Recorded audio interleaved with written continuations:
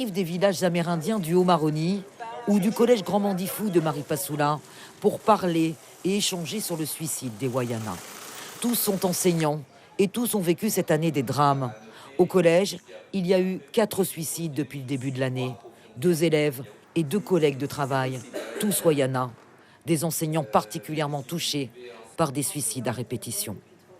J'ai vraiment le sentiment d'être impuissante et après Vanessa, je ne vois pas ce que je peux prévenir parce que j'ai rien prévenu pour elle. Alors qu'elle s'est confiée, alors qu'on était très proches, alors qu'on a beaucoup discuté, alors que je l'ai encore vue, on va dire 10 heures avant et que effectivement, j'ai rien vu venir. Je commence à saturer en fait, à me dire comment prendre mes élèves en charge, quoi leur répondre, comment les aider. À chaque fois, on nous demande de prendre nos élèves le matin, le lendemain du drame, de libérer leurs paroles. Mais moi, j'ai pas de clé pour libérer leurs paroles, quoi. Donc j'espère que ce séminaire va pouvoir m'apporter quelque chose. J'aimerais aussi que ça puisse déboucher sur des propositions et que le rectorat commence à nous apporter aussi des aides et des clés et peut-être des solutions.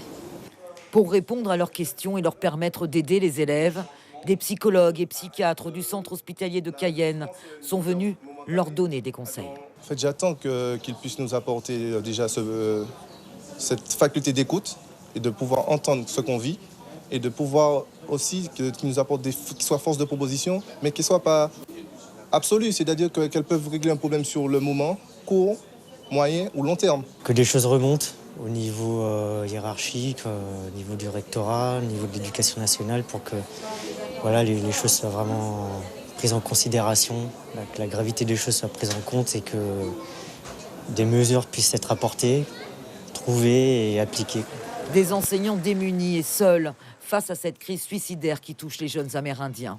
Tous attendent des aides venant de l'éducation nationale ou des autorités pour la mise en place d'un véritable plan d'accompagnement des jeunes Wayana. Suivez l'info sur Guyana Première, télé, radio et Internet.